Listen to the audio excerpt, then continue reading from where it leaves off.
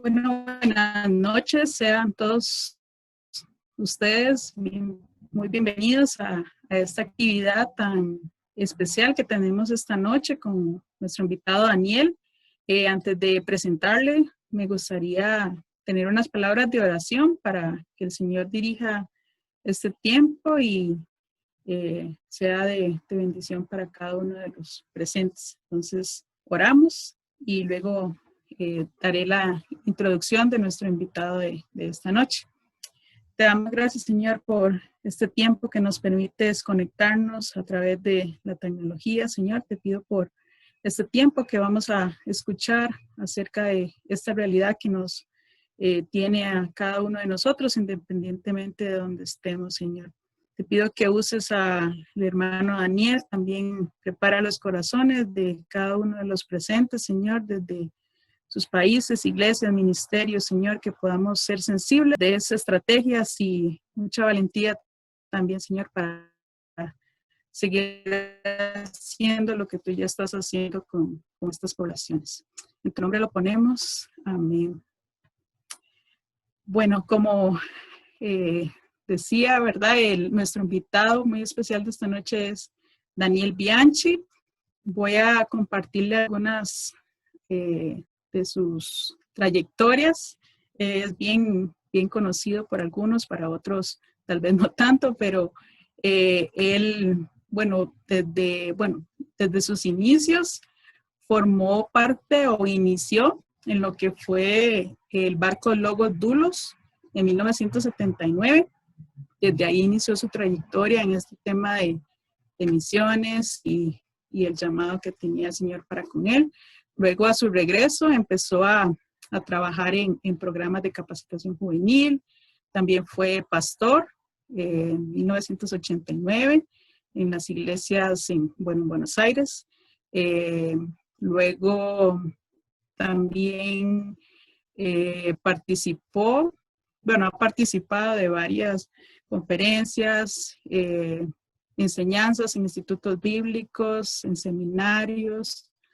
Ha podido también ser parte de lo que es, fundó lo que es hoy actualmente la traducción bíblica, o lo que se llama LETRA, que es Latinoamericanos en Traducción y Alfabetización. También fue parte en el 2006 como director regional de Comibam para el área de Argentina, Paraguay y Chile. Más reciente, también fundó, y es lo que actualmente nos tiene en esta charla, lo que es conocido como Conexión Oriental. Es una organización, un movimiento, por decirlo así, que trata el tema de los refugiados y la situación actual a nivel global. Dentro de otras funciones, también formó en el 2016 o fue parte del movimiento Lausana, que es de igual manera para movilizar y capacitar a otras personas y a la iglesia en temas de liderazgo y desarrollo, entre otras cosas. Además, es casado con Fabiola y tiene 2 hijos, y algunos escucharon por ahí. Estamos muy complacidos, Daniel. Gracias por tu tiempo y quedamos ahora en el espacio para aprender más de ti. Gracias, Carolina. Gracias, Raquel. Buenas noches a todos desde Argentina a Costa Rica y a los demás países que veo aquí: a Colombia, México, Chile, El Salvador, Nicaragua, Guatemala, Costa Rica, ya dicho, y seguramente otros también. Una oportunidad especial en esta tarde-noche, según el horario donde te encuentres, para sentarnos y reflexionar sobre algo que mucho no se habla y que pocos ven, pero tienen voz y son visibles. Y me refiero a la realidad de los refugiados en el mundo. Y quiero felicitar al equipo de OM en Costa Rica por tomar esta iniciativa. Lamentablemente, y espero que a partir de esta noche otros también se sumen a esto, decía, lamentablemente no es todavía un tema que tenga la atención, la dedicación, la reflexión y la acción que merece, que requiere, que la urgencia de esta época lo lo esté imponiendo. Así que felicitaciones a ustedes por hacer parte de esta punta que otros están también acompañando.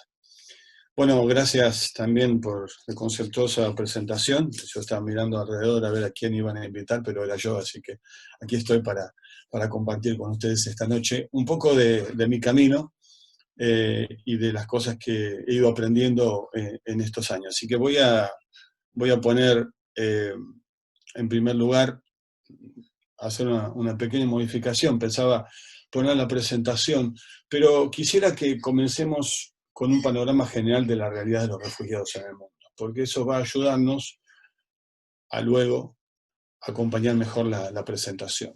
A nivel internacional, sin duda que la organización primera, más importante y de mayor alcance en el mundo, es lo que se llama la Agencia de Naciones Unidas para los Refugiados, o específicamente y correctamente hablando, el Alto Comisionado de Naciones Unidas para los Refugiados. Abreviamos como ACNUR, esa es su sigla.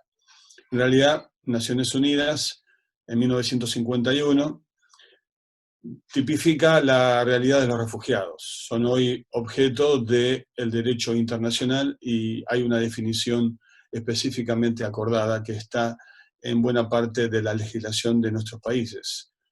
Conforme al país que estás, te invito a que revises qué dice la Constitución o la documentación o las leyes de tu país respecto a los refugiados, y generalmente están hechas siguiendo la orientación, la normativa de Naciones Unidas. Esto fue en 1951 y respondía principalmente a la realidad de más de 250 millones de refugiados que la Segunda Guerra Mundial dejó en todo el continente. Así que si bien el primer uso, llamemos moderno de la palabra, el uso jurídico, legal de la palabra, arranca en 1951, la realidad de los refugiados, que vamos a hablar quiénes son, es muy anterior, por supuesto, a su definición.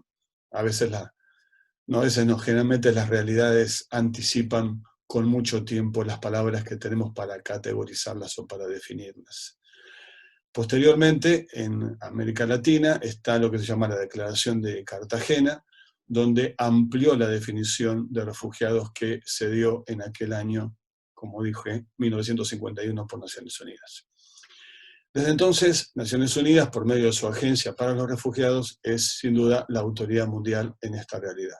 Cada año, unos días previos a lo que se conoce como el Día Mundial del Refugiado, que fue el pasado 20 de junio, y de hecho nuestro ministerio celebró toda una semana de los refugiados. Comenzamos el 20 de junio, hicimos 7 días con conferencias, entrevistas, reuniones especiales, testimonios de todas partes del mundo, viendo toda la dinámica de los refugiados en su amplitud, por lo menos un panorama de esa realidad. Por supuesto que es imposible cubrirla toda.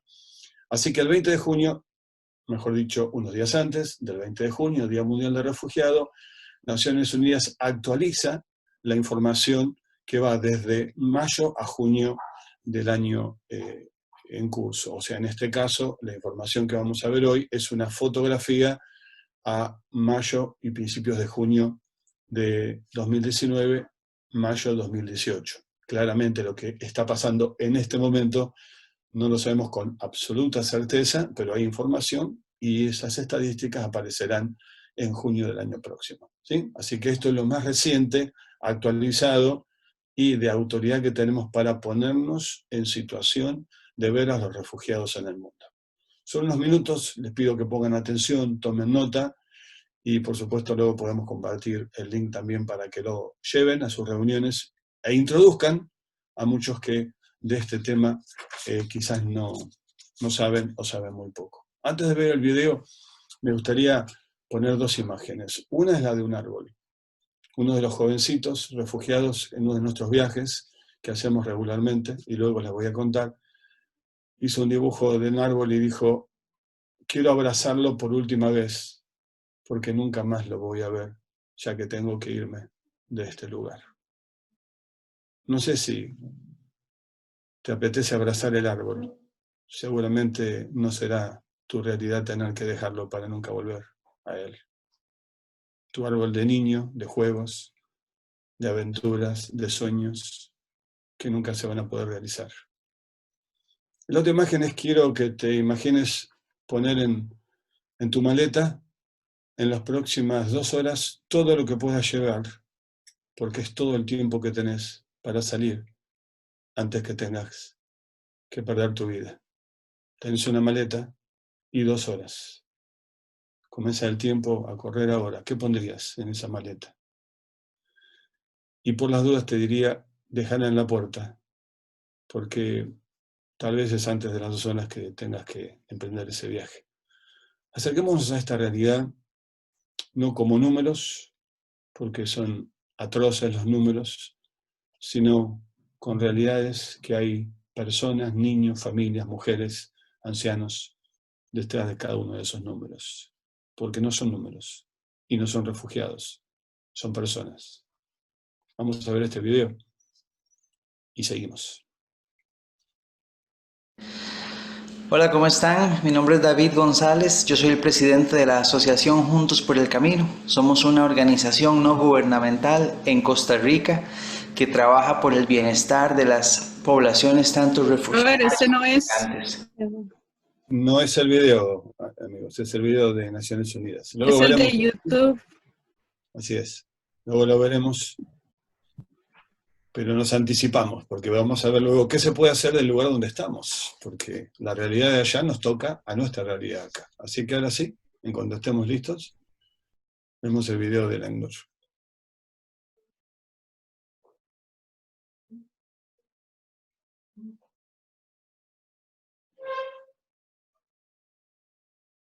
Si no lo hagamos con la presentación. Bien, ahí estamos.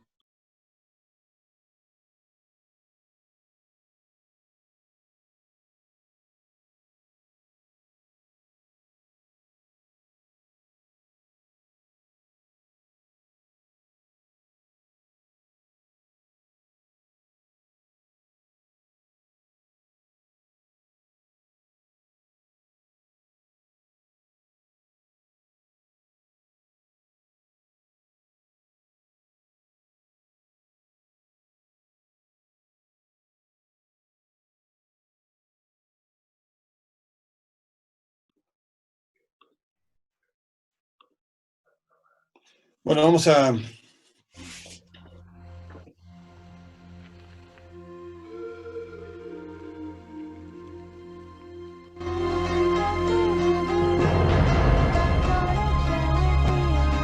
لما كانوا عم يقصفوا كان في يجي كتير صوت تبع لما كانوا يقصفوا كان يجي صوت يعني كان بيخوف.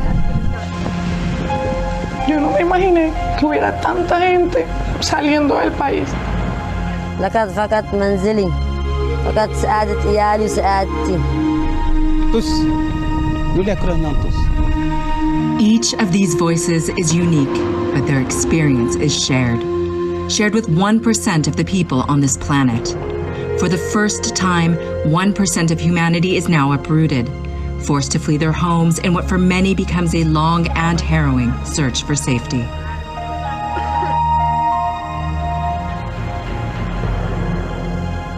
Today, we count 79.5 million people who are now displaced, wrenched from their homes by violence, persecution, conflict, and the violation of human rights. This is nearly twice as many as a decade ago, according to statistics compiled by the UN Refugee Agency from 2010 to 2019. 26 million of them are refugees, but the majority of those forced to flee are still living inside their own countries. The scale of the numbers defies our imagination. Consider this: 100 million people have been displaced in the past decade. The uprooted are victims of a world in conflict, and they pay an incalculable cost. Bébé la paramista la panganda petit via pa sama nimba meya nyabu kudo sitba optaure. Renata fled an attack on her village in Burkina Faso, where close to 500,000 people fled due to insecurity in 2019 alone. Mujtaba from Afghanistan found safety in Greece but brought the trauma of war with him. بعد فکر این یه جوری بود که من حتی شبا میخوابیدم خواب میدیدم، کابوس میدیدم، استرس خیلی داشتم. أنا عمري 11 بس بحس حالي عمري 100 إنه حسب الشيء الحال اللي نحن فيها، يعني بدي أعين أهلي، بدي أعين أخواتي، يعني ما لهم غيري يعني كبيرة. Namat is from Syria, which 9 years into its war is still the world's biggest displacement crisis. In fact, 5 countries account for 2/3 of people displaced across borders: Syria, Venezuela, Afghanistan, South Sudan, and Myanmar. And half of them are children. Displaced children often lack access to education. They are exposed to violence and exploitation, and too many face dangers alone. In 2019, UNHCR counted more than 150,000 child refugees who were unaccompanied by or separated from their families. Africa's Sahel region is a growing hotspot as violence spreads from Mali to Niger, Burkina Faso, and beyond. 80% of the forcibly displaced reside in countries grappling with food insecurity and the extremes of climate change. More hardship awaits them. So why do the numbers keep going up? For those fleeing conflict and persecution, options to rebuild their lives are limited. Opportunities for resettlement in another country fall far short of needs, while fewer refugees are able to return home safely. Tens of millions of people remain in exile for years on end, in countries and communities that are often poor and struggling themselves. Even so, there is hope. We are joining forces to respond to refugee crises together, governments alongside aid groups, the private sector and civil society, and with refugees themselves. We need to bolster inclusion in work and schools.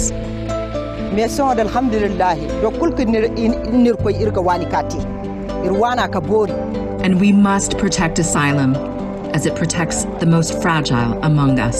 I feel like I go back home. Yes, this is my home because I feel this is my home.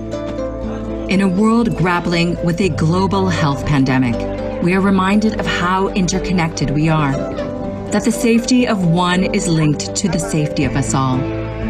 It is a time for solidarity, still, now, and more than ever before.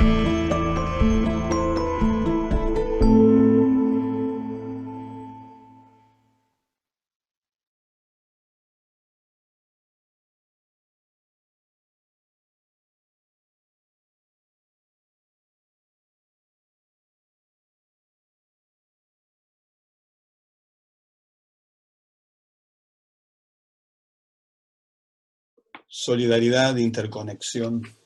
Quisiera poner un concepto profundamente misional y bíblico y urgente, que es compasión. De eso se trata finalmente esta realidad. Pensaba que podíamos acercarnos en una brevísima reflexión pensando en la historia de Lucas del samaritano. Viene de camino, ve una realidad que otros no ven. Pasan de largo. Uno por una cuestión seguramente de no tocar un cadáver que asume que es cadáver, pero que realmente no era tal. Y quizás para no perder su santidad, lo que implicaba contaminarse con una persona muerta, que vuelvo a decir, no estaba muerta. El otro, un levita que requería investigar el asunto y consultar con otros para determinar un curso de acción. Ambos cegados por un formalismo, un ritualismo y un nominalismo religioso que les impide actuar por la esencia de la ley, que tiene que ver la necesidad del otro, la compasión y el amor por el otro. Y entonces viene de camino el samaritano. que se le pone el buen, se lo califica de buen, una cierta tendencia prejuiciosa en ese subtitulado, que no es parte de la palabra inspirada, como sabemos, sino que nos ayuda, pero bueno, una cierta tendencia prejuiciosa porque ponerle buen, todos los demás eran malos. Vamos a quedarnos con el samaritano, a secas. Y el samaritano que para, mira, siente, se acerca y se arriesga en ese acercarse y reconoce lo que otros no ven, visibiliza lo que otros abandonan y desatienden, y está dispuesto a invertir todo lo que él sabe y tiene, y en eso van recursos, dinero, cabalgadura, equipamiento, elementos como el aceite y el vino para los primeros auxilios, conocimiento del camino, sus relaciones, ir donde estaba el mesón, colocar dinero y aún su propia reputación. Todo se trata de dar. Y podemos pensar entonces que ese es el camino de la Iglesia, va en el camino de la misión. La Iglesia increíblemente está representada, o debería estar representada por ese samaritano. Pensar en una misión del camino. Conforme vamos, conforme van, hagan discípulos, bautizándolos, enseñándoles, etcétera, etcétera. Esa es la intención de Mateo 28. Van a ir, conforme van, mientras van, porque desde luego que van a ir. Van a ir porque yo los envío, van a ir porque otros se los llevan, van a ir por cuestiones de trabajo, van a ir por guerras, van a ir porque son parte de las estructuras del gobierno, del comercio o de las fuerzas militares, o porque viajarán o porque estudiarán, van a ir. Y van a ir porque yo también de forma intencional los envío. Yo siempre los envío. O sea que van a ir. Y mientras van, discipulen, evangelicen, discipulen, enseñen, formen, bauticen y háganlo hasta que yo vuelva. Misión en el camino. Una misión de ver. Una misión de detenerse para ver lo que otros no ven. Una misión para sentir. Una misión que me mueve a la acción. Una misión que me hace arriesgarme. Una misión que me hace acercarme. Y una misión que me llama a invertir y a dar todo lo que tengo. Porque si algo es misión, resumida en una palabra, es dar. Dar. Así estamos, como iglesia en el camino. Y en este camino en el que vamos, la historia, el pecado humano, los movimientos que ha tenido la humanidad a través de los siglos, nos han colocado frente a una realidad que muchos pasan de largo, como el sacerdote o el levita, y que nosotros en esta noche nos detenemos un momento para considerar, para pensar, para descubrir o para profundizar lo que ya sabemos, o por lo menos para encontrar cómo seguimos en este desafío de detenernos, arriesgarnos, mirar, sentir, invertir y hacer algo por ese que está allí, a la vera del camino, porque no queremos dejarlo que quede ahí, y queremos intervenir para que su historia sea distinta. Simplemente contarles cómo fue mi proceso, involucrado desde 40 años, de hecho, este es mi 40 aniversario de involucramiento misionero, algo ya contado, pero en los últimos 7, 8 años más cerca de la realidad de los cristianos perseguidos, y la realidad de los cristianos perseguidos me fue acercando también a la realidad del sufrimiento que viven también los que no son cristianos, ya que el sufrimiento es mucho más amplio, por supuesto, en el nombre de Cristo y por causa de Cristo, tiene un mérito especial y único en la Escritura, la bienaventuranza de Mateo 5, pero es parte también del sufrimiento y del dolor humano en toda su amplitud misteriosa y profunda. Fue un proceso más que un momento, porque venía con todo esto en reflexión, en lectura.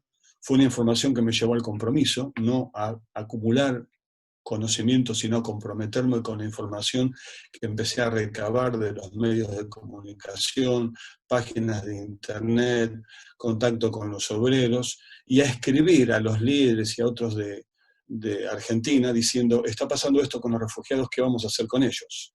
Les quiero decir que no tuve mucha respuesta, pero seguí haciéndolo por bastante tiempo. Y en ese proceso, orando, aquí a unos metros donde estoy ahora sentado, por la situación de los refugiados en el Medio Oriente, tuve una convicción muy clara de parte de Dios que decía, además de orar, hay que hacer algo. Además de orar, tenés que hacer algo. No fue ninguna voz, pero fue una convicción profunda y clarísima.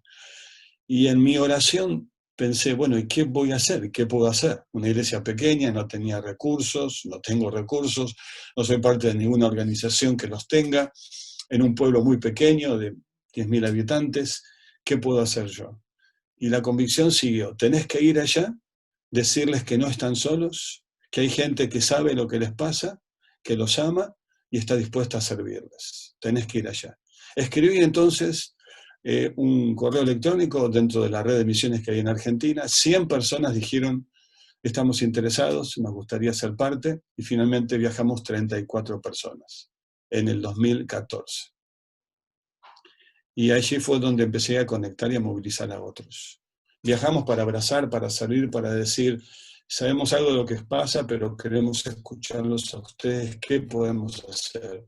Y a través de esa conexión, a través de ir, bueno, Dios nos vinculó con iglesias nacionales, con obreros de largo plazo y con la realidad de los refugiados y también de cristianos que están teniendo enormes limitaciones en su fe, en algunos casos, sobre todo si viene el trasfondo musulmán, persecución directa, muchos cristianos también con persecución directa o indirecta, abrazarlos y a decir acá estamos, y atraer a varios de ellos y a realizar lo que llamamos las cumbres por Medio Oriente por los refugiados. Ya hemos hecho 2 en 2015 y 2018 y hemos traído líderes de todas partes del Medio Oriente para que hablen con su propia voz. Y a partir de ahí seguimos viajando cada año, llevando pastores, líderes, candidatos que luego van a servir a largo plazo, profesionales de distintos tipos, o profesionistas, como dicen en algunos países, personas con oficio, personas dispuestas a servir, a trabajar y a expresar en palabras y en acciones el amor de Dios. Y así lo estamos haciendo desde entonces. En aquel año, en diciembre de 2014, luego de estar conversando con un pastor nativo de Medio Oriente, me dijo esto que sintetizo, resumo para ustedes. No vengan a sacarse una foto, estamos cansados de personas que se sacan fotos y luego se olvidan de nosotros. Necesitamos amistad y oración más que comida y ropa. La iglesia del mundo se olvidó de nosotros. Por favor, no se olviden ustedes. Vuelvan. Y finalmente me dijo, no podemos hablar. Hablen por nosotros. Poco tiempo después coloqué como lema de Conexión Oriental, ser una voz por los que no tienen voz. Y meses después, esos pastores que nos dijeron no podemos hablar, tuvieron un ámbito ante más de 2.000 personas que escucharon su testimonio en Argentina en esas cumbres. Así que hay mucho lo que podemos hacer. Pero antes de eso me gustaría que de alguna manera pongamos algo así como, digamos, las bases para pensar juntos sobre estas realidades. Y le quiero pedir acá a Carolina que me ayude con el tema del tiempo, porque si yo hablo y mantengo mi mirada en el cronómetro o en el temporizador, no voy a andar muy bien. Así que, por favor, ponenme cuando falten unos 10 minutos. Y quisiera ponerlo en un marco más amplio, el tema de refugiados, ponerlo en el marco de un mundo en movimiento y gente que se mueve a través de la historia, y un Dios que mueve a la gente, que se mueve a través de la gente, y un Dios que mueve a la iglesia para que se mueva con él y llegue a esa gente. Vamos a poner por algún momento el zoom bien amplio y vamos a pensar en un marco que engloba las realidades de refugiados, de desplazados, de migración, bajo el título de Un mundo en movimiento, gente en movimiento. El Dios que se mueve en la historia, el Dios que mueve a la gente en la historia. Es el Dios que quiere que su iglesia se mueva con él y ponerla en movimiento con esa gente que está en movimiento. Me gustaría que pensemos, y esto es la verdad, parte de una serie de charlas, y yo voy a tratar de sintetizar los títulos, por lo menos en esta noche. Que recuperemos la enseñanza bíblica de naciones que vemos en la Escritura. Nosotros tenemos una mirada muy buena, pero limitada, en pensar que Israel es todo lo que hay.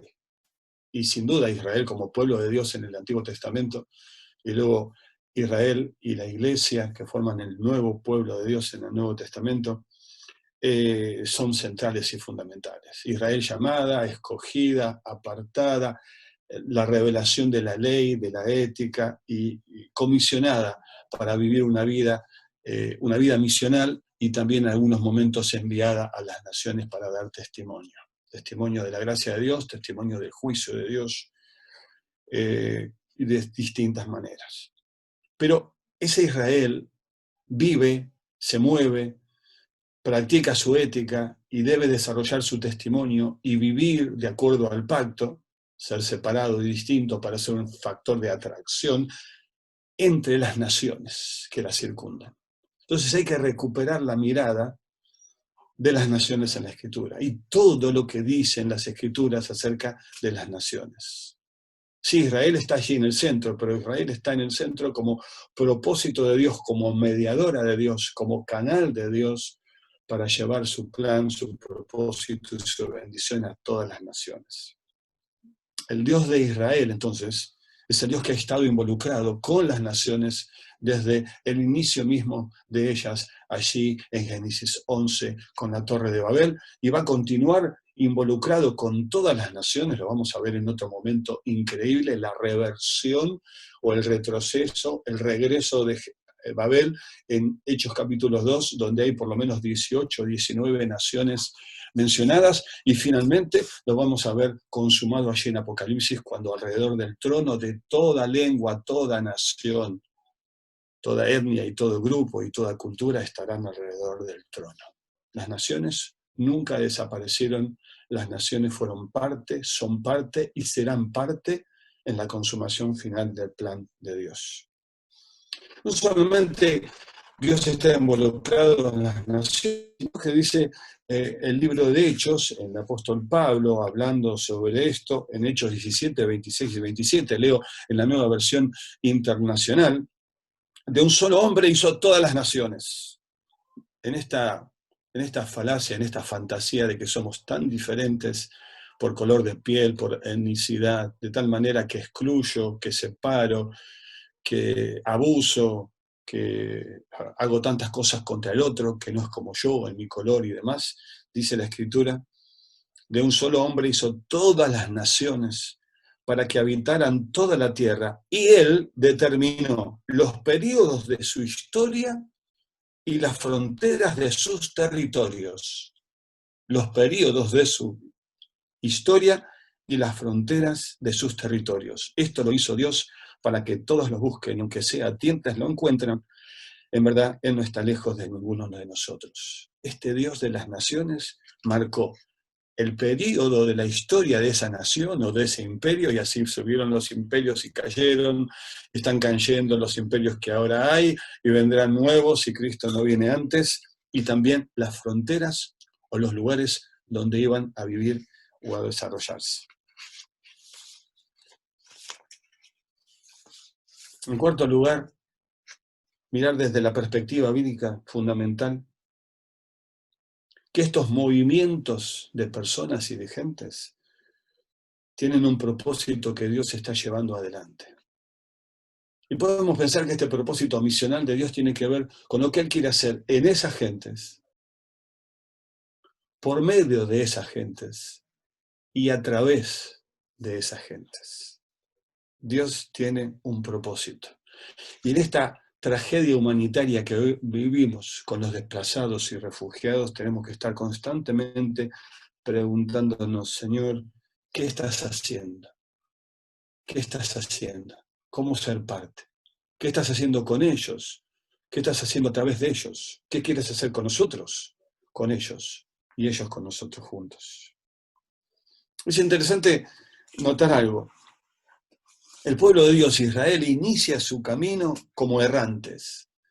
Un arameo errante fue mi padre. Así se inicia Israel. Y la palabra hebreos que van a usar los extranjeros para relacionarse con Israel, y a veces los propios israelitas para hablar de sí mismos, en su etimología, en su significado hebreo, quiere decir alguien allende o más allá de los mares o de lejanas tierras. Aún en el nombre que otros le dan a Israel está la connotación de que ellos no son tampoco de allí, ellos también son extranjeros.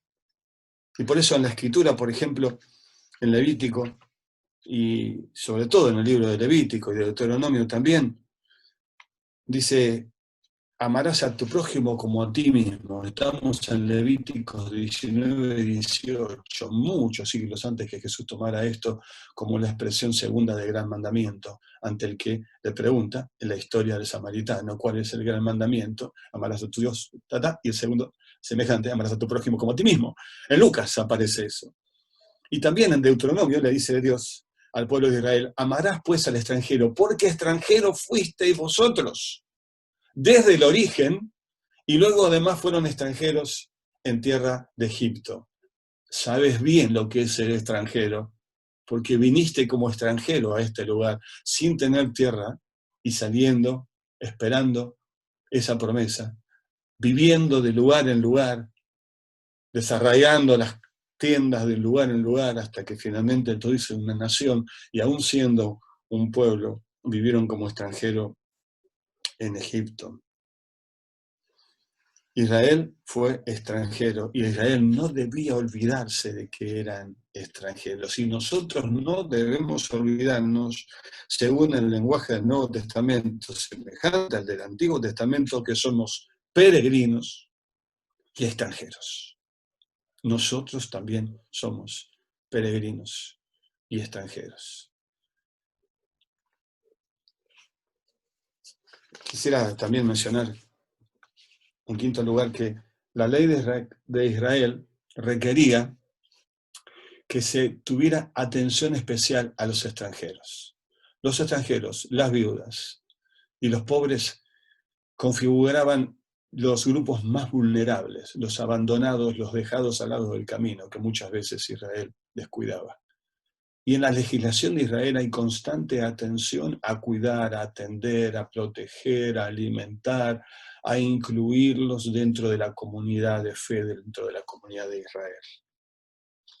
Había que tener especial atención para ellos, y los extranjeros tenían una especial dedicación en la ley. Y también decirles que, finalmente, el movimiento de personas dentro de los territorios propios o a través de las fronteras, por supuesto, no es algo nuevo. Estamos viviendo, sin duda, una época increíble en cuanto al movimiento de personas, refugiados, migrantes y desplazados, pero esto no es nuevo. Permítame avanzar. Y quisiera mencionar que, por lo menos en el Antiguo Testamento, hay tres conceptos bien importantes por lo menos para tener en cuenta en esta noche. Por un lado se habla de los hebreos o israelitas, son los propios, los nativos, los nacionales, digamos los que son de la tierra, aunque también ellos eran extranjeros, pero bueno, ahí estaban, ellos. Luego, en segundo lugar, el término que aparece mucho más que cualquiera de los otros tres que ustedes ven en estas columnas es el de extranjeros, o el término también más moderno de refugiados. Este extranjero, en el lenguaje del Antiguo Testamento, son de otras naciones lejanas o cercanas que acuden a la tierra, al territorio de Israel en busca de seguridad, sustento, huyen de las hambrunas, de la violencia, de la persecución, o notan que hay algo especial en la tierra, en la calidad de vida de Israel y quieren ser parte de ello. Y vienen generalmente a establecerse, a echar raíces y a quedarse. Es lo cercano a extranjeros entre nosotros, migrantes permanentes o refugiados. Y hay un tercer concepto en el Antiguo Testamento, no voy a aburrirlos con las palabras originales en la Biblia para esto, y solamente puse las traducciones mejores que podemos tomar para hoy, que es el extraño o el forastero. Son personas de paso, generalmente mercaderes que buscan simplemente una ganancia, un rédito comercial, y a veces generalmente también mercenarios, personas que pueden ser peligrosas y hay que tener atención. Un grupo muy reducido y se usa poquísimas veces. De los tres, el grueso del uso está en los extranjeros y hoy llamamos también refugiados. Decía que esto no es nuevo, se conecta con el último punto de estas bases que yo mencioné antes. No es nuevo el desplazamiento de personas y el movimiento de personas a través de la historia. Sin ir más lejos, pensemos, por ejemplo, en el desplazamiento y la persecución de judíos durante el primer siglo. En Hechos 18, del 1 al 3, vemos cómo un decreto del emperador Claudio forzó a que todos los judíos salieran de Roma. Y ahí fue que Aquilas y Priscila, que eran naturales del Ponto, llegaron y se encontraron nada menos que en Corintio con Pablo y fueron compañeros de ministerio por mucho tiempo. En el año 70, la derrota por parte del Imperio Romano de los judíos forzó a millares de ellos al desplazamiento y fueron desparramados por todo el imperio y muchos de ellos esclavizados.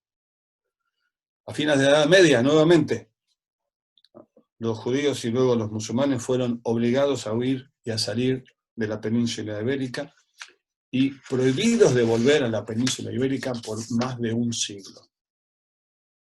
Hace 500 años los europeos migraron de manera masiva, vinieron como conquistadores al sur o colonizadores a otras partes del sur, lamentablemente no a América Latina.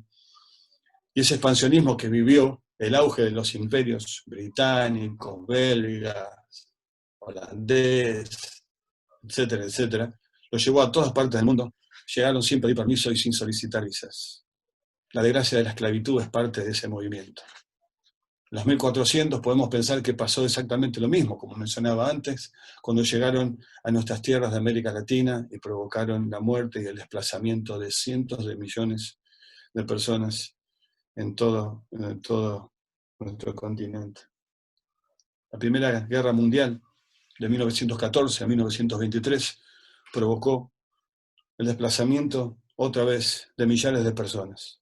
En 1915 llegó el genocidio armenio, donde casi 1 millón de armenios cristianos fueron masacrados, enviados a pie a cruzar un desierto que la mayoría no pudo atravesar. Ya entre 1914 y 1922 había entre 4 y 5 millones de refugiados en Europa. He hablado de los millones de refugiados de la Segunda Guerra y así podíamos seguir hablando de las realidades a través de la historia. Los movimientos de la historia no son nuevos.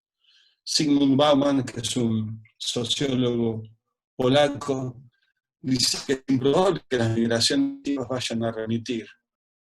Y esto es porque no van a desaparecer los factores que las impulsan, y lamentablemente tampoco porque las ideas y proyectos o planes que se tienen hacen que esto se frene. O sea, estamos en un mundo que se mueve y un mundo que se seguirá moviendo aún más, y se está anticipando que en las próximas décadas habrá un movimiento de gente tan masivo que será difícil superarlo en la historia pasada.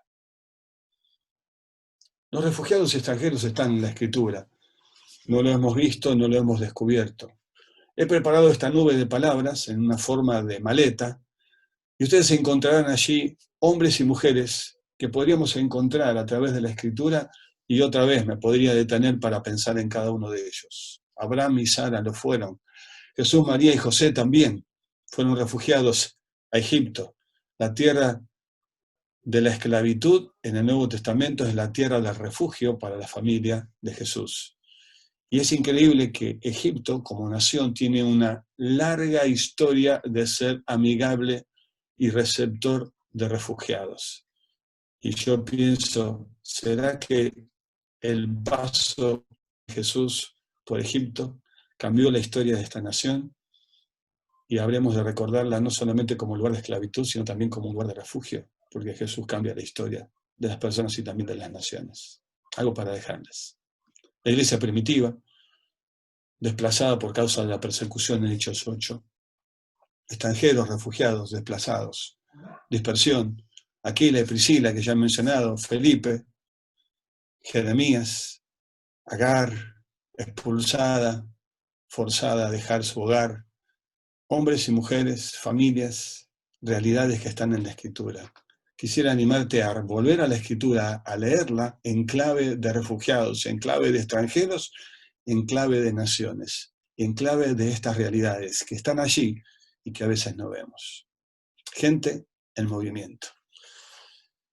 El marco general que podemos tomar hoy para pensar en estas 4 realidades que están en las columnas es el de desplazados forzados.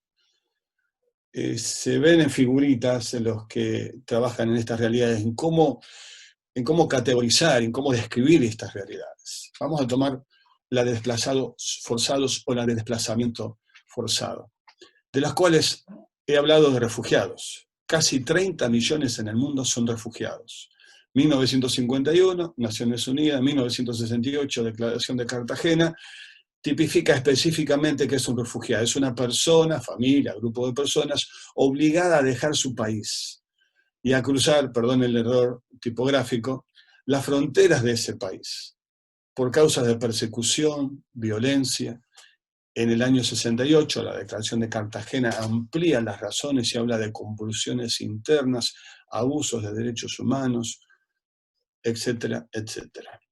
En la definición por esencia de refugiado es una persona que se ve obligada a salir de su país porque su vida está en peligro o percibe que su vida está en peligro y el Estado del cual es ciudadano y al cual pertenece no lo protege y muchas veces es quien lo persigue o pone en riesgo su vida. El cruce de frontera es fundamental en la tipificación de refugiados a nivel jurídico y legal. Al cruzar la frontera es un refugiado. No siempre tenidos como tal, así que los números que vemos acá son números de mínima, porque son refugiados que están bajo la cobertura, la atención o de alguna forma el seguimiento del ACNUR, pero hay muchos refugiados que no están bajo el seguimiento del ACNUR. Así que estos números son de mínima, hay mucho más de los que aquí aparecen. Luego tenemos la realidad de lo que llaman desplazados internos, IDP por sus nombres en inglés, con casi 46 millones de personas. A semejanza de refugiado, las personas desplazadas no han podido cruzar o no han querido cruzar las fronteras de su país, pero han sido obligadas a desplazarse dentro de su propio país, generalmente de zonas rurales a zonas urbanas, trayendo colapso en los sistemas educativos, de salud, de estructuras edilicias y en un montón de otras cosas como podemos imaginarnos. Sufre nuevamente el desarraigo por causa de la persecución, la violencia, la hambruna, hubo un montón de otros males como lo que hemos mencionado, pero dentro de su propio país. El conflicto en Siria, por ejemplo, dejó cerca de 11 o 12 millones de desplazados dentro de Siria y otros 6 millones de sirios fuera del país. Tenemos otras realidades, por ejemplo, en América Latina, producto de la guerrilla y demás, hay cerca de 5 millones de desplazados internos dentro de Colombia. No han salido del país, muchos sí, pero la gran mayoría dentro del país. Pero además de eso tenemos solicitantes de asilo, son otro grupo, otra vez categorizado y tipificado en el derecho internacional, que merecen un tratamiento, una atención y un proceso especial. Solicitantes de asilo son personas que formalmente los estados reciben y acompañan a establecerse con un montón de ayudas, beneficios y cuidados. La solicitud de asilo puede llevar de 4 a 10 años promedio. Por lo tanto, hay gente en enorme cantidad que están varados sin poder salir del país donde temporalmente han encontrado refugio para trasladarse a otro, un país donde puedan establecerse ya como merecedores del asilo. Y los países ponen un montón de requisitos. Recuerdo, por ejemplo, nuestras visitas a los hogares de refugiados, como un matrimonio mayor, él muy enfermo, se ilusionaba, y lamentablemente no quisimos quitarle esa ilusión, que podría reencontrarse con su familia en Europa, pero Europa requiere una determinada edad, de estado de salud, así que muy difícilmente este matrimonio que añoraba reencontrarse con su familia tendrá la posibilidad de recibir ese asilo para poder estar con ellos. Por ejemplo, en varios países los refugiados no pueden trabajar. Un país en particular, podría mencionarte entre varios otros, no pueden trabajar. Y hay personas que están 3, 4 o 5 años esperando que su solicitud de asilo pueda tramitarse sin poder trabajar, con alguna pensión mínima y en condiciones sumamente vulnerables y paupérrimas, como te puedes imaginar. Y luego tenemos otra realidad que es la de la apatridia. Apátridas son personas que no tienen manera de justificar su nacionalidad. Por ejemplo, en el desplazamiento, en la guerra y los demás, han perdido su documentación que permita dar pruebas fehacientes que son ciudadanos de ese país. Esto es una de las realidades. Llamamos gente que, huyendo de la guerra, volvió nuevamente a zonas de guerra con el único propósito de conseguir documentación para poder ser tenidos en cuenta, porque al ser apátridas no pueden nunca pedir asilo y nunca estarán en condiciones plenas de refugiados tampoco. Y hay países inclusive que como política de exclusión y de persecución no permiten que ciertas minorías tengan ciudadanía. Por lo tanto, hay apátridas dentro de países, por ejemplo, el caso de Myanmar o la antigua Burma o Birmania, un país de mayoría budista que persigue a la minoría rohingya, que son musulmanes. Este sábado tenemos una charla con gente de Bangladesh, donde hay cerca de 1 millón de refugiados rohingya, que están en condiciones de las peores en el mundo, es el mayor campamento de refugiados que hay en el mundo, el Cox's Bazar se llama. Ellos están en Bangladesh, cerca de 1 millón, por favor dimensionar, 1 millón de personas, musulmanes, perseguidos por el gobierno de Birmania o Myanmar, budista, que se les niega, no tienen documentación, se les niega su derecho a ser ciudadanos. Ser ciudadanos es uno de los derechos que nos pone en categoría de recibir amparo internacional, educación, salud, asilo, protección por otros países, acudir a un consulado o a otro país que me pueda dar protección. Esta es parte de la realidad de los desplazados forzados. Pero hay otra realidad que yo no quiero dejar de lado, aunque no es el objeto de esta noche, que es la realidad de los migrantes. La migración ha crecido en forma increíble. Noten estos números por la Organización Internacional de Migraciones. Es otra agencia relacionada también con Naciones Unidas que trabaja con la realidad de las migraciones, no con los refugiados. Y estos son los números de mínima. Están duplicados en la práctica. Para 1990 había 153 millones de personas en condiciones de migrantes en el mundo. 10 años después, teníamos 272 millones. Y algunos hablan que en realidad estamos superando el doble, y hablan de cerca de 500 millones de personas. Los migrantes son personas que han elegido salir de su país, no han sido obligados o forzados a irse como los refugiados, por cuestiones de salud, de trabajo, de mejora económica, reencuentro familiar, etcétera, etcétera, etcétera. Hay otras regulaciones, otras leyes, y son objetos de otro tipo de derechos o de protección que los refugiados. Pero son parte de la realidad de este mundo, el movimiento en el cual nosotros antes estábamos hablando. Y dentro de esta realidad están las diásporas, que son estas comunidades de un propio país que se han movido a distintos lugares. Por ejemplo, la diáspora china. Millones de chinos desparramados por todo el mundo. Ustedes en Costa Rica tienen un montón. La diáspora india, la diáspora árabe. Podemos hablar de la diáspora latina, diseminados en todas partes de Europa y más allá. Y la diáspora coreana, la diáspora filipina, y así, etcétera, etcétera. La diáspora africana, qué decir, nigeriana, etcétera, etcétera. Entonces, esto es parte del mundo en realidad. No es el objeto ni el propósito que hoy tenemos en esta noche para hablar, porque nos estamos enfocando en la realidad de los refugiados, pero sí quiero poner esto en la imagen, porque estamos hablando del cuadro mayor. Gente en movimiento, que elige moverse o que es forzada a moverse. Nosotros hoy estamos pensando principalmente en los que son forzados a moverse.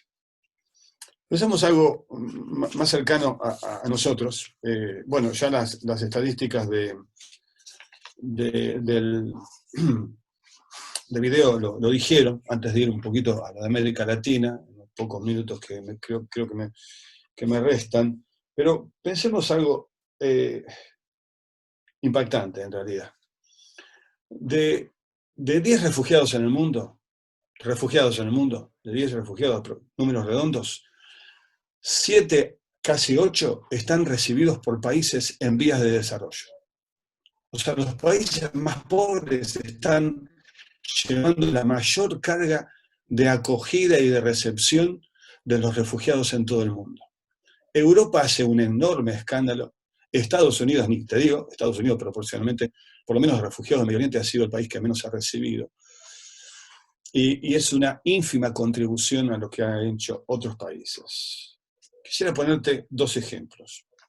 Uno es el de Turquía, que tiene cerca de 4 millones de refugiados.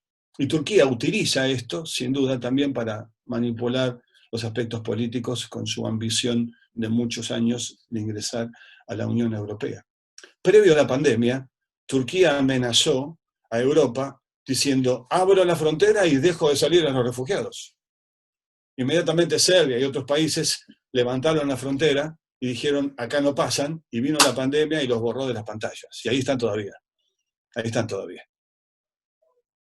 Turquía dejó salir a algunos, advirtiéndole y diciéndole a Europa que no está jugando y que si Europa no hace algunas cosas y están recibiendo dinero a cambio, y por lo tanto hay campamentos de refugiados en Turquía, casi 4 millones que están estancados allí, también algunos otros de partes de Europa, también en Libia, donde hay por lo menos 2 o 3 enormes campamentos con las personas que se recogen del Mediterráneo, con el apoyo, logística y dinero de Europa para que no entren en Europa y los vuelven, ya sea a Turquía o los mandan a Libia. Hay cientos de miles, están allí, aunque no aparecen en las pantallas.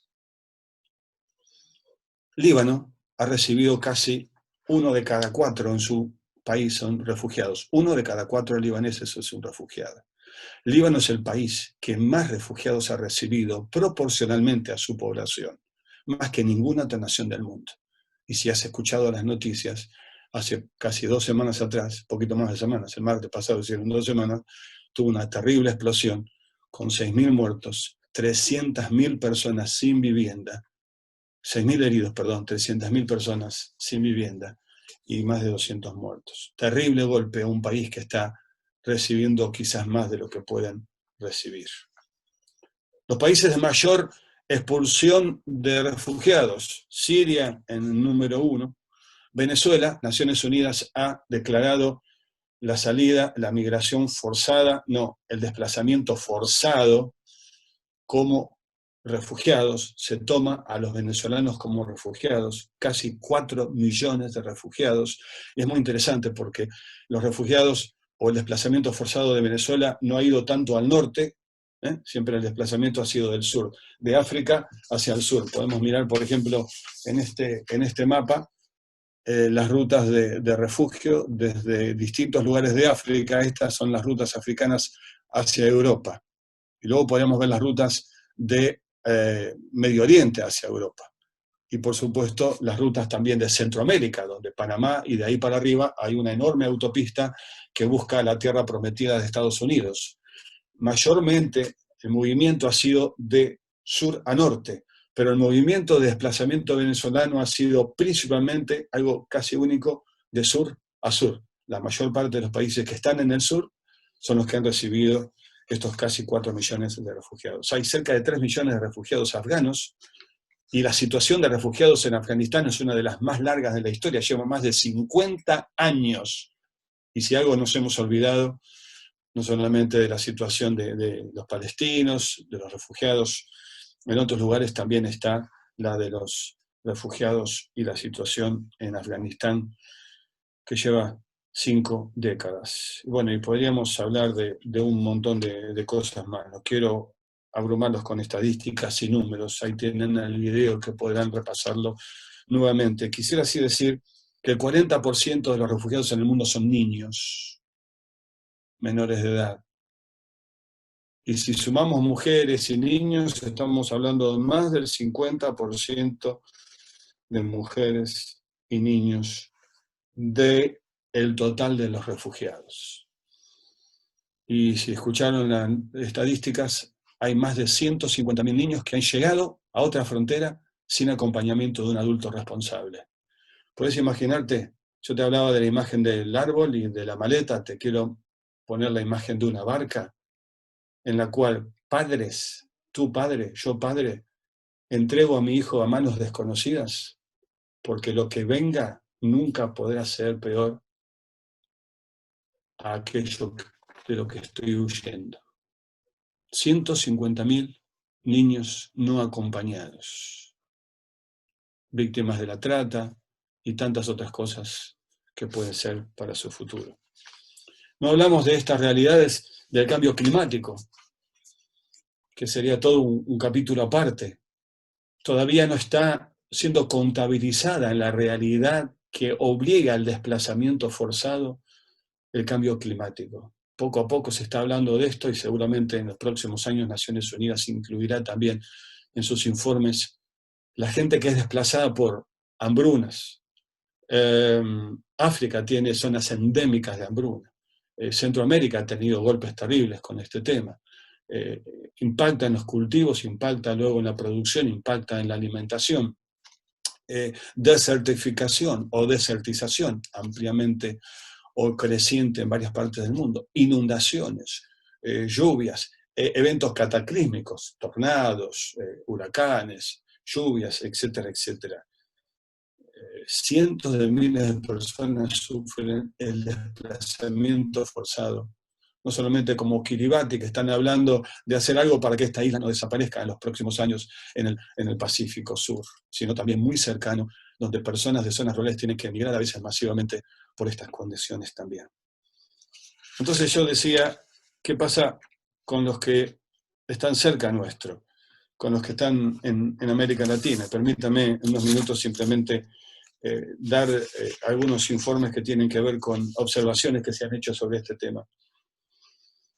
No sé si sabrían, pero Argentina es uno de los primeros países en haber recibido migrantes y refugiados de toda América Latina. Tenemos, creo que la bendición y también la responsabilidad de ser el país de América Latina que ha recibido más migrantes y refugiados, sobre todo de Venezuela, Paraguay, Bolivia, Chile y otros países de la zona. Millones de personas de América Latina están viviendo fuera de su lugar. Solamente en Estados Unidos hay casi 4 millones de latinoamericanos de forma regular, además de los que no se contabiliza o los que no están tomados por las estadísticas oficiales. Colombia, Brasil y Ecuador son los países que más personas tienen viviendo en otro lugar fuera del propio. Hay cerca de 1.600.000 colombianos viviendo fuera de Colombia, más de 1,5 millones de brasileños fuera de Brasil y cerca de 1 millón de ecuatorianos fuera de Ecuador. Generalmente la migración desde América Latina, el movimiento de América Latina ha sido desde el sur de América hacia Estados Unidos y hacia Europa. En los últimos años muchos han estado volviendo de Europa, sobre todo debido a las crisis económicas y otras que ha tenido aquel continente. Algunos gobiernos están haciendo enormes esfuerzos para conectarse con sus diásporas, sus comunidades en otros países y alentarles a volver para aportar a la economía, a la educación y al desarrollo de sus propias economías y sus propios países. América del Sur, sobre todo, está recibiendo también una enorme cantidad de refugiados y migrantes de otros países. Los factores de empuje que hacen que la gente salga de América Latina ha sido generalmente la violencia, sobre todo de bandas organizadas, violaciones de derechos humanos, crisis económicas, corrupción, pobreza y desastres naturales. Si bien hemos visto, generalmente en los medios, esta autopista, este camino de la migración desde el sur hacia el norte, desembocando en Estados Unidos o quedando en la frontera de México, la realidad es mucho más amplia. América Latina está recibiendo refugiados también de muchos otros países del mundo, de África, de lugares de Asia, de Medio Oriente, y también hemos recibido una importante cantidad de personas que han salido de Haití y también del propio región del Caribe, que han venido a nuestra Sudamérica. Mencioné antes, y quiero volver a decirlo, de los demás 5 millones de desplazados internos que ha quedado como saldo en Colombia después de tantos años de conflictos internos. El país que más ha expulsado o ha producido migrantes, sin duda en América Latina, ha sido México.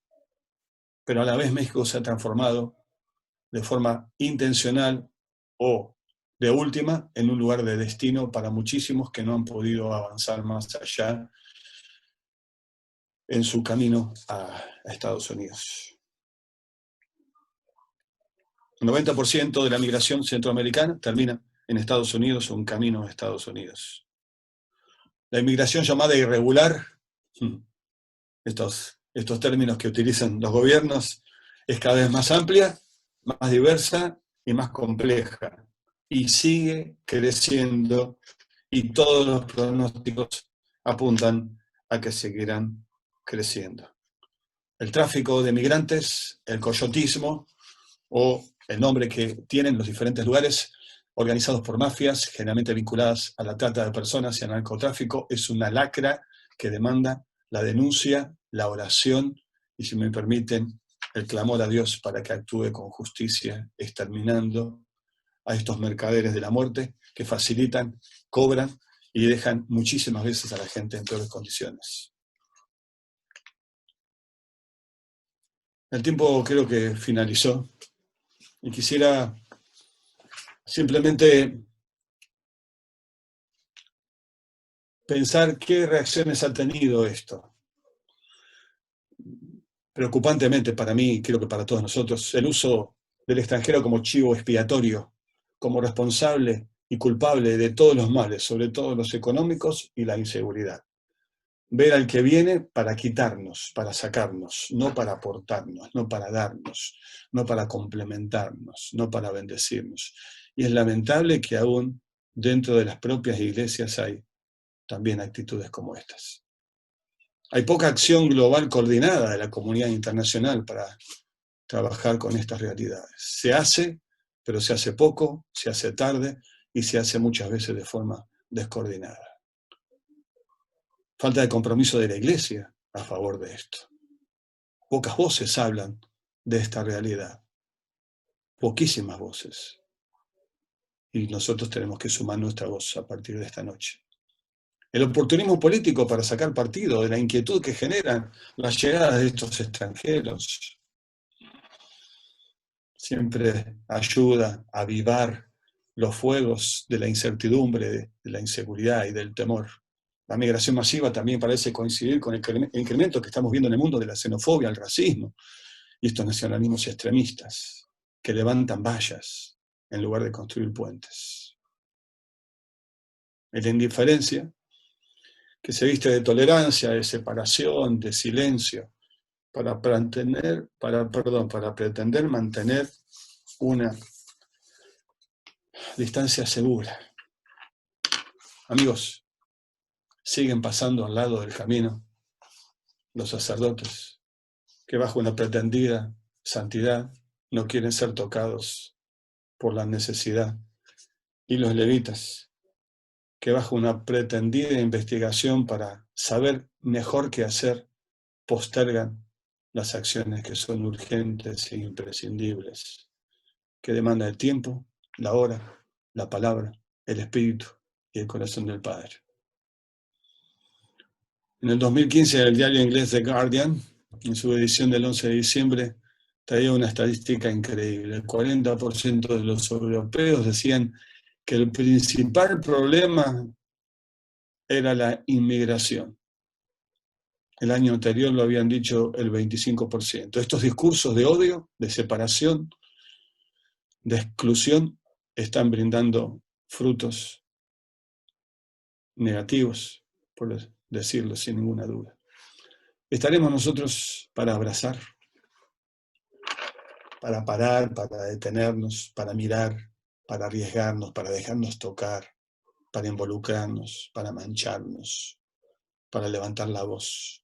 Permítanme decir para finalizar 5 cosas. Tenemos que movilizar la información sobre estas realidades. Hay que hablar, hay que dar a conocer, hay que levantar la voz, hay que sacudir el sopor, porque la Iglesia no está escuchando y no está viendo, está pasando de largo. Número 2. Tenemos que conocer las legislaciones de nuestros países que da protección a esta gente y tenemos que salir a pedir esta protección. La Iglesia tiene que estar en la línea de frente de buscar dónde estos derechos se vulneran y dónde estos derechos se están obviando para salir a defender, a proteger, a poner la cara, a poner el pecho y a buscar los medios legales y jurídicos que nuestra legislación como ciudadanos nos permiten y que debemos tomar nota. Número 3, tenemos que solidarizarnos con la gente que está en los lugares donde no han podido salir y de alguna manera ayudarles, porque nosotros finalmente queremos que estén en su tierra y sean parte de esa vida que han seguido por generaciones. ¿Qué podemos hacer para ayudarlos en el lugar donde están? Podemos ser solidarios. Número 4, miremos a los extranjeros, a los refugiados que están cerca nuestro, en la esquina, en el barrio, en la calle, en la vecindad, y hagamos algo. Unámonos con otros. Evaluemos qué pasa y qué hace falta. Sondeamos las necesidades. Podemos abrir hogares de día, refugios de protección. Podemos hacer algo. Podemos ir a los que están cerca y comenzar a poner en práctica la actitud del samaritano. Hay muchos que están cerca nuestro y que necesitan de nosotros. Y por último, 5, oremos, preparemos y enviemos obreros a largo plazo para servir con la realidad de los refugiados e inmigrantes en el mundo. Misión en el camino. Misión que ve, que escucha, que siente, que se acerca, que se arriesga, que es compasiva y que invierte todo lo que tiene para cambiar y transformar, aunque sea una vida. Y termino con una cita del Talmud. El que salva a una persona, salva a la humanidad. Un gran abrazo.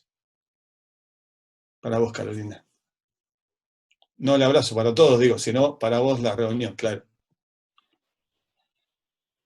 Gracias, Daniel. Muy agradecido con todo lo aprendido. Vamos a tener un espacio con Nicole de preguntas y respuestas. Con mucho gusto de mi parte para atender. Tú me facilitas si hay algunas preguntas, ¿verdad, Carolina?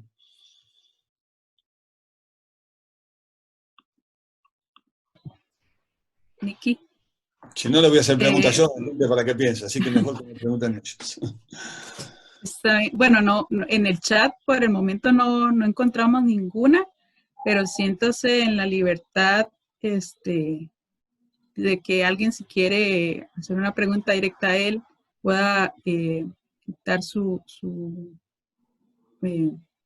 poner su micrófono y hacer la pregunta. Sí, listo, disculpen, es que no me dejaban quitar el micrófono, poner el micrófono más bien. Bueno, sí tenemos una pregunta, dice Jenner, ¿cómo reaccionan los refugiados al momento de interactuar con primera vez con un cristiano? Bueno, la respuesta seguro que varía muchísimo, pero puedo decirte de la propia experiencia de estos años viajando y yendo a campamentos y a hogares, a ciudades, etcétera, etcétera. Sorpresa. ¿Cómo es que vienen ustedes a ayudarnos de tan lejos? Una mujer llorando le dijo a una de las chicas del equipo que la fuimos a visitar, ¿cómo me debe amar Dios que los trajo de tan lejos para ayudarme en este momento? Así que sorpresa, porque estamos ahí para ayudarles y de verdad, por lo menos desde lo que nosotros hacemos, lo hacemos con un corazón de pensar en la persona, en su necesidad, y no como un acto proselitista. A ver si me entiendo. El acto proselitista o la acción proselitista es, yo te doy esto a cambio de esto. Te doy comida a cambio de que vengas a mi iglesia. Te ayudo si venís a la iglesia. Nuestra oración es que esa gente venga a conocer a Jesús, número uno. Y el amor de Jesús nos mueve. Pero si uno va con un corazón de verdad de servicio, de no esperar nada a cambio, sino de expresarlo, y conforme hay oportunidad, hay algunos contextos muy sensibles. Por ejemplo, estábamos trabajando con refugiados sudaneses en otro país del norte de África, dentro de una ONG musulmana, y no podíamos hablar, pero podíamos orar, y oramos, y yo creo que la oración es parte de la misión también, sin duda, y en un momento con una mujer que me tenía que traducirme del castellano al árabe. Después de 2 minutos me di cuenta que no sabía castellano. Pero claro, los hermanos árabes no sabían que ella no sabía castellano. Así que empezamos a hablar en inglés y me traducía del inglés al árabe. Y en un momento me dice, qué lindo poder hacer algo para Dios. Es la primera vez que puedo hacer algo para Dios. Y yo dije, ¿será de la familia? Y resultó ser de la familia. Y me dice, dentro de 3 días me van a bautizar. Hablábamos en inglés y cuando venía el jefe musulmán, hacíamos silencio. Así que sentado en un rinconcito, empecé a dar una lección de orientación de qué es el bautismo, qué implica todo eso, un discipulado. Quiero decirte, Dios hace más de lo que nosotros pensamos o soñamos o imaginamos. Él nunca se fue de estos lugares, aunque en algunos lugares la iglesia apenas está, Dios nunca se fue, Jesús nunca se fue. El misionero no lleva a Dios. Muchachos, chicas, cuates, galanes, ticos, Dios está allí trayendo o invitando a que vayamos. Entonces hay que irnos con actitud de humildad y con actitud de corazón. Así que hay, a la pregunta, hay sorpresa, hay buena disposición, hay a veces un poco de resistencia porque se supone, y cuando uno actúa de corazón, rompe esos prejuicios que, bueno, acá están estos cristianos, vienen a darnos algo para sacar algo a cambio. Gratitud. En muchos lugares los cristianos han sido los primeros que han salido a responder frente a estos lugares, y la gente dice, ni la propia gente nuestra ha venido a ayudarnos como ustedes que no son de nuestra religión. Y eso es no me gusta usar términos bélicos para explicar nada, pero es un mecanismo con acción retardada. Está allí y en algún momento abrirá una pregunta, acercará algo o recordará lo que se vio o lo que se dijo. No podemos ir con la intención de ver resultados inmediatos, pero sí con un propósito de sembrar, de preparar, y de poner en palabras y en acciones nuestro servicio.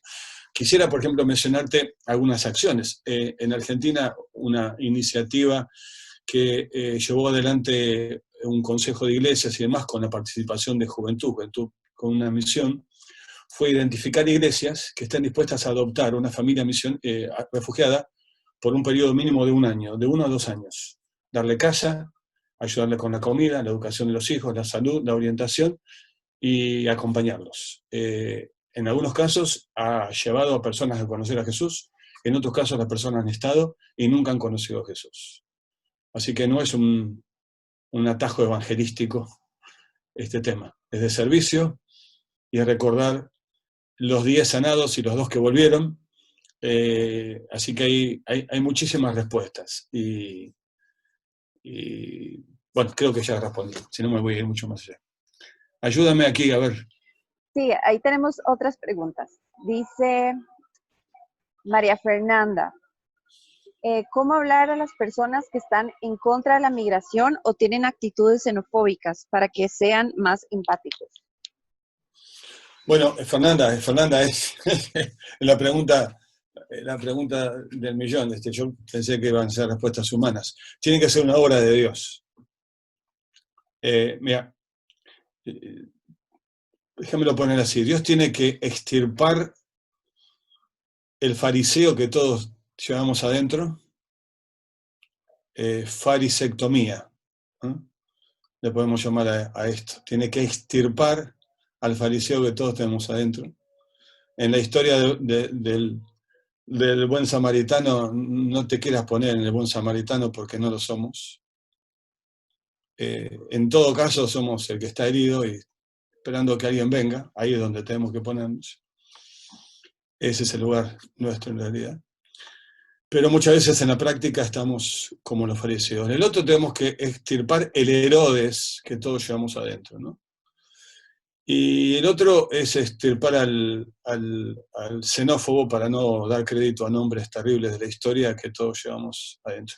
Esto es parte de la raíz del pecado, viejo, ancestral y demás, que excluye a todos los que no son como yo, a los que son diferentes, a los que piensan diferente, a los que tienen un color distinto, y así van las diferencias, sobre una fantasía de ser limpios y puros.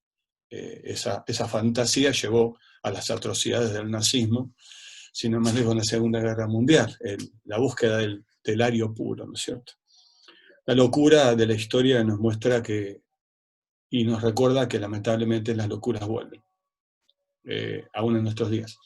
Entonces, por un lado creo que modelarlo nosotros en nuestras acciones y prácticas, abrir nuestra casa, abrir nuestra iglesia, nuestro grupo de jóvenes, nuestra comunidad, salir al encuentro de ellos, salir al camino, a ver dónde están y encontrarlos y hacer algo con ellos.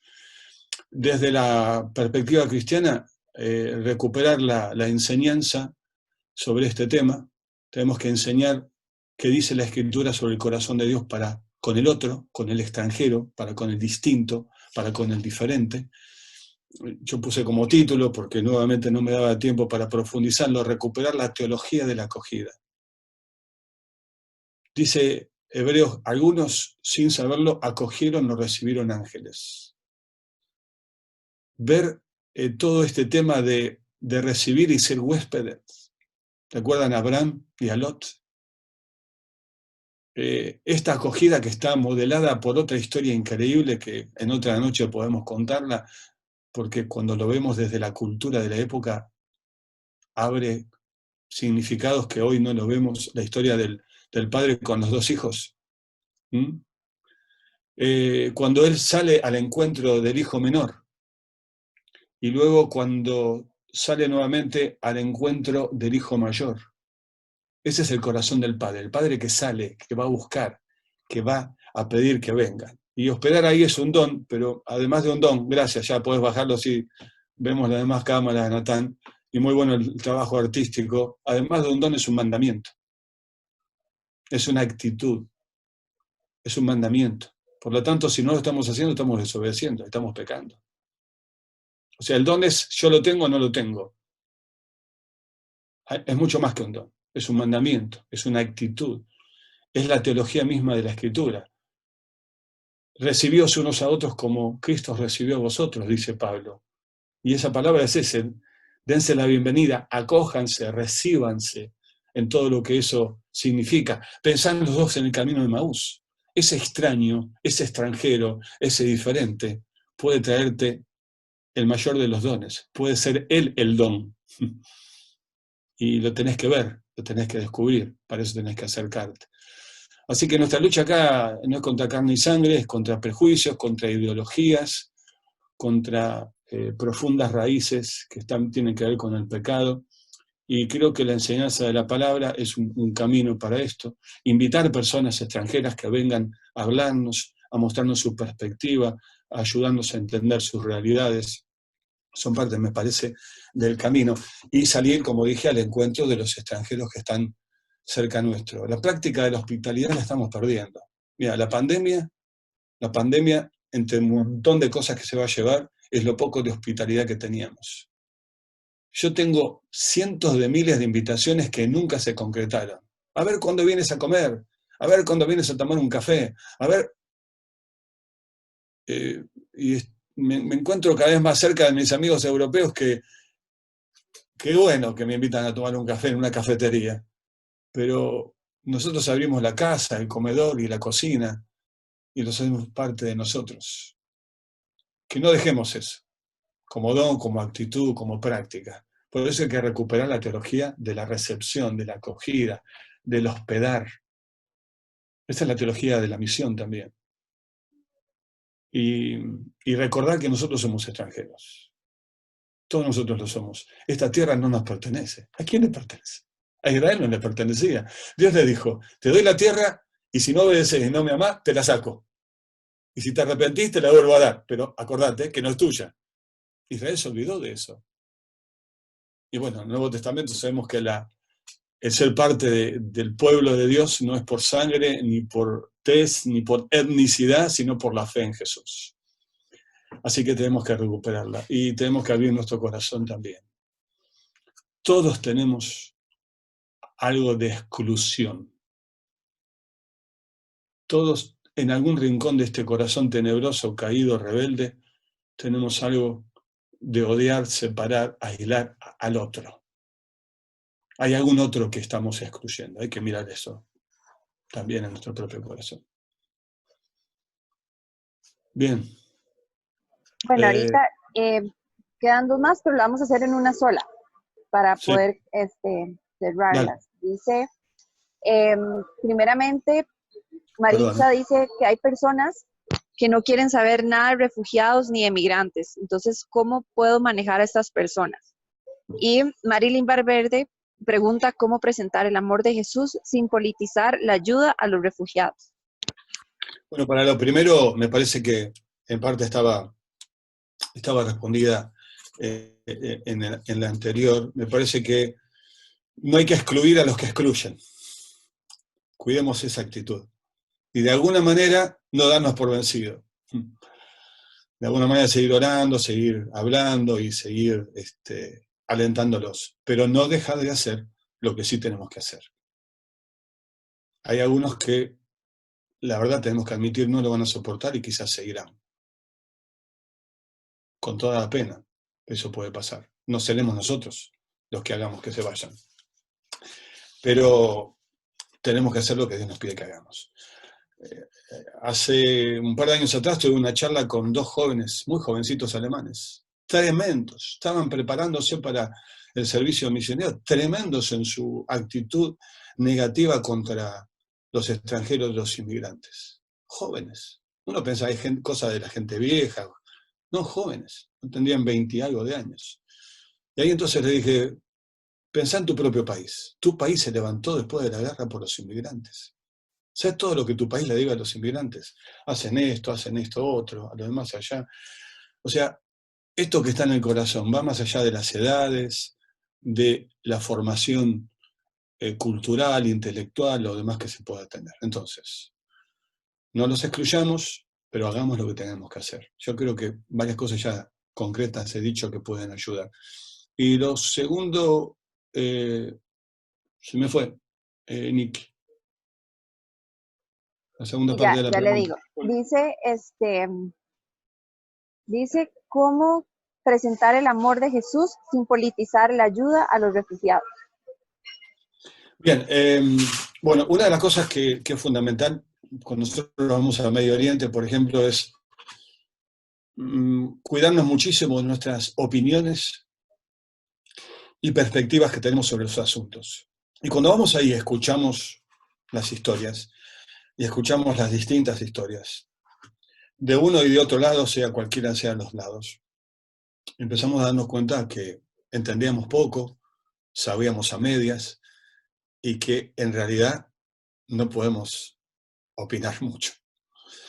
Y entonces cuidamos mucho de meternos en aspectos ideológicos y políticos, en dar opiniones, en tomar partido, en argumentar a favor de unos o de otros. Por ejemplo, si yo quisiera ir a Turquía y comienzo a hablar públicamente y enfáticamente sobre la realidad de los kurdos, voy a tener un enorme problema y voy a poner en riesgo a la gente si es una iglesia en la cual yo esté hablando. ¿Por qué? Porque el tema kurdo en Turquía es un tema hiper, mega sensible a nivel nacional. Por lo tanto, debo ser cuidadoso y prudente en mi acercamiento a esos temas, como lo sería, y como debe ser un extranjero que viene a donde nosotros estamos y de pronto empieza a opinar de la situación política, económica y la razón por la que estamos como estamos. aunque nosotros como nativos ciudadanos estemos quizás de acuerdo en su análisis, seguramente reaccionaremos de forma un tanto molesta a esta persona que sin ser del lugar toma semejantes atribuciones o da semejantes opiniones. Entonces, creo que acá se requiere otro aspecto de la misión modelada por Filipenses 2. Humildad, actitud de servicio, de aprendizaje, de mucha prudencia, en reconocer que nos llegan algunas partes de la historia, algunos fragmentos de la historia, y no la tenemos toda. Y tenemos que ir con esa actitud y separar siempre. Yo lo tengo que hacer, inclusive, gente querida mía, en mi propia tarea en Argentina. En Argentina tenemos una brecha, le llamamos una brecha, una grieta entre unos y otros. Y tenemos parte de la iglesia entre unos y otros. Y tenemos que trabajar con unos y otros, y tenemos que acercarnos a unos y a otros, y tenemos que ministrar a unos y a otros, y tenemos que escuchar opiniones de unos y de otros. Y les puedo asegurar que a veces leo en foros cristianos opiniones de unos y de otros que no puedo concebir que sean cristianos quienes estén escribiéndolas. Así que también nos pasa a nosotros. Tal vez no a ustedes, pero por lo menos aquí en Argentina. Gracias, Daniel. Sin duda, muy retados, ¿verdad? En todo lo que está ahorita alrededor y lo que podríamos estar haciendo como iglesia. Vamos a pasar a una segunda parte, a contarles acerca un poco de una organización acá en Costa Rica. Quería decirles que a partir de este momento vamos a finalizar la grabación y la transmisión en Facebook por temas de seguridad y personas que van a participar. Carolina, voy perdón, a pedirle a Robert si puede poner el video, por de así. Creo que Daniel quiere decir algo.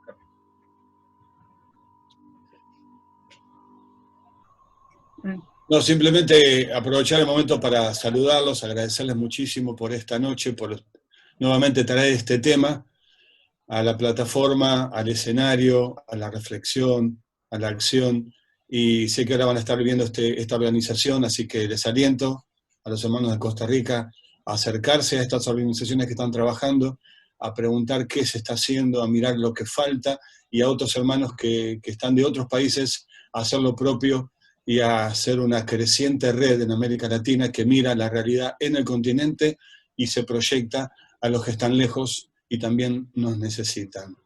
Que este sea el inicio, para muchos, para encontrarnos en este camino. Por ellos y sobre todo por él. Gracias, Carolina. Gracias, Raquel. Muchas gracias a todos. usted.